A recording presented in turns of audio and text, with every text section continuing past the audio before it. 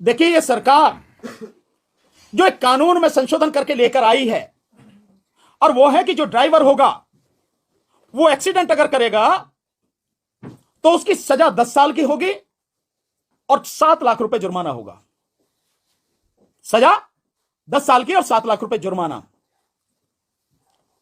मैं एक बात बहुत सिंपल सी सीधी सी पूछना चाहता हूं इस सरकार से, क्या एक्सीडेंट कोई जान के करता है?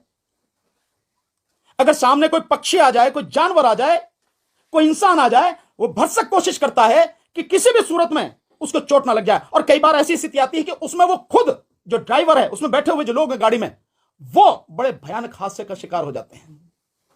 मैं एक एक्सीडेंट को जानता हूं, ऐसे कितने ही हैं, पर मैं एक एक्सीडेंट का उदाहरण देता हूं। बीजेपी के ही एक एमपी रहे हैं, संघप्रिय गौतम, नाम भी लेता हूं। वो लखनऊ की तरफ जा रहे थे गाड़ी से, एम्बेसडर गाड़ी में ऐसे ही एक व्यक्ति को, साइकिल वाले को बचाते हुए उनकी गाड़ी एक गहरे उसमें पोखर में, जोहड़ जिसे बोलते हैं, पूल, तालाब जिसे अंग्रेजी में और हिंदी में बोलते हैं, उसमें जाके गिरी। उनके परिवार के 4 लोगों की मौत हुई, 4 लोगों की, जिसमें उनका बेटा भी था। उनका बेटा, 4 लाशों का अंतिम संस्कार बुलंदशहर में हम सब ने मिलकर वहां किया था। स्थिति क्या रही होगी आप इसका अंदाजा लगाओ। तो कोई भी जानबूझकर एक्सीडेंट नहीं करता, एक्सीडेंट हो जाता है। एक्सीडेंट यही तो नाम है, घटना, दुर्घटना हो जाता है। आप उसमें इतनी कड़ी सजा का प्रावधान कर रहे हो। अगर आपको लगता है कि इसकी जरूरत है और आप इसे रोकना चाहते कि कोई जानबूझ के ना करे, तो भाई उसके लिए तो कानून पहले से ही है। अगर कोई व्यक्ति जानबूझकर एक्सीडेंट करता, चोट मारता है, तो नियत देखी जाती है, इंटेंशन कानून में, तो उसके लिए तो कानून है ऑलरेडी। अगर वो किसी की हत्या करता, कराया जाता है, बहुत से लोग एक्सीडेंट के माध्यम से मरवाते हैं लोगों को, उसके लिए तो कानून है। आप 302 में उसकी नियत है, क्योंकि जो वो सारा जो सवारी है, यानी जो गाड़ी है, वो हथियार के रूप में इस्तेमाल होगी ना, उसके लिए 302 का कानून है। आप ये जो ला रहे हैं, इससे बड़ा इस देश की जनता के साथ और मजाक हो नहीं सकता। पर मोदी सरकार का तो ये काम ही, कोई नई बात थोड़ी है। ये जो ड्राइवर अपने आप को बड़े वो समझते थे कि नहीं, मोदी सरकार बहुत बढ़िया है, बहुत अच्छा मानती है, वो सारे के सारे आपसे सामने आ गई। केवल इतनी बात नहीं है, कानून क्यों लाया गया है, इसके पीछे बहुत गहरी साजिश है। ये कानून केवल सामने से दिख रहा है कि जो वो है ड्राइवर हैं, उनको सजा देने के लिए। भाई ड्राइवर तो कौन है? आप भी ड्राइवर हो, ये सारे के सारे जितने पत्रकार बैठे, भैया मोटरसाइकिल पे आए हो ना, कार से आए हो ना, तो ड्राइवर तो तुम भी हो, मैं भी हूं। इस देश में मैं समझता हूं छोटे मोटे बच्चों को छोड़ के बाकी सारे लगभग लोग जो है, मतलब ड्राइवर ही हैं। तो इन सबके लिए कानून है, केवल वो नहीं ट्रक चलाते हैं, बस चलाते हैं, उनके लिए, सबके लिए, सबकी गर्दन इस तरह से फंसाई जा रही है।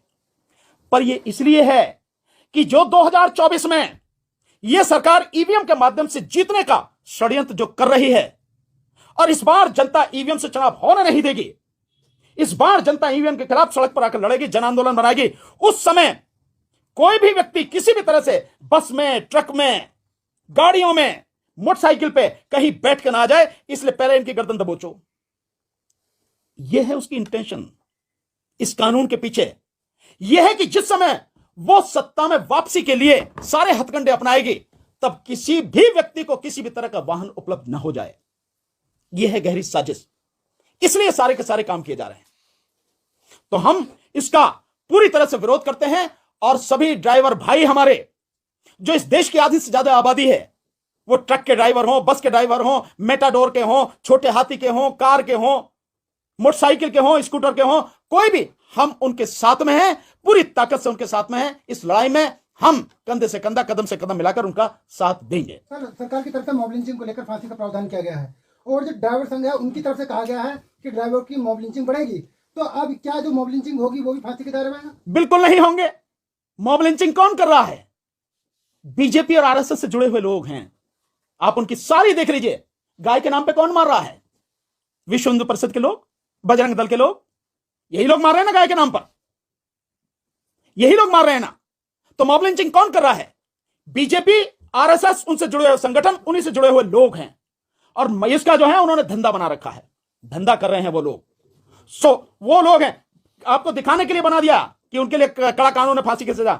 एक को भी कुछ नहीं, फांसी तो बहुत दूर की बात है, उन्हें अरेस्ट करना ढंग से तभी की बड़ी बात है। लेकिन सर ड्राइवर भी तो उसी श्रेणी में आएंगे। कौन? हाँ, ड्राइवर जरूर टांग दिए जाएंगे। अगर ड्राइवर भी उसी श्रेणी में आ रहे हैं ना, कि वो भी मॉब लिंचिंग कर रहे हैं, तो वो निश्चित रूप से टांग दिए जाएंगे। रही इसकी बात मॉब लिंचिंग बड़े आराम से रुक सकती है, इसके लिए किसी कानून की जरूरत नहीं है। जो आरएसएस और बीजेपी के मुखिया हैं और जो इनके संगठनों के लोग हैं, इन्हें यही तो कहना कि हमारा कोई भी आदमी किसी भी तरह से कोई मॉब लिंचिंग नहीं करेगा। मॉब लिंचिंग में कौन मारा गया? मॉब लिंचिंग में अधिकतर मुसलमान मारे गए हैं। सर, अलग अलग जगहों पे जो प्रदर्शन हो रहे हैं, महाराष्ट्र, यूपी, गाजियाबाद, तमाम जगहों पर पेट्रोल की जो है खपत, मतलब पेट्रोल कम पड़ गए हैं तमाम जगहों पर 50% तक, और गृह मंत्रालय इस पे नजर रख रहा है इस पूरी घटना को लेकर, क्या कहेंगे? भैया किसी पे नजर नहीं है उनकी, उनकी आंखें क्या है नहीं क्या, उन्हें नहीं दिखता, उन्हें समझ में नहीं आता। सरकार का मतलब ये नहीं कि पहले करो और फिर देखो कि क्या होता है। सरकार का मतलब है कि सारी चीजों का आकलन पहले कर ले कि इसके संभावित परिणाम प्लस और माइनस क्या हो सकते हैं, पक्ष और विपक्ष में कहां तक जा सकते हैं, फायदे क्या हो सकते हैं, नुकसान क्या हो सकते हैं, उसके बाद में कानून लाना चाहिए। पर यह सरकार तो ऐसी है, नोटबंदी करती है और उसके बाद में लोग अपने ही पैसे के लिए सड़क पर मर जाते हैं, और सरकार दिन प्रतिदिन उनमें कानूनों में, उसमें नियमों में बदलाव करती है। ऐसे जीएसटी लाती है और जीएसटी में हजारों तरह के उसमें बदलाव कर दिए गए, बावजूद उसके आज भी ठीक से नहीं वो सारी चीजें आ रही काबू में। ये सरकार। डीसी कपिल साहब 1 मिनट जरा बताएंगे।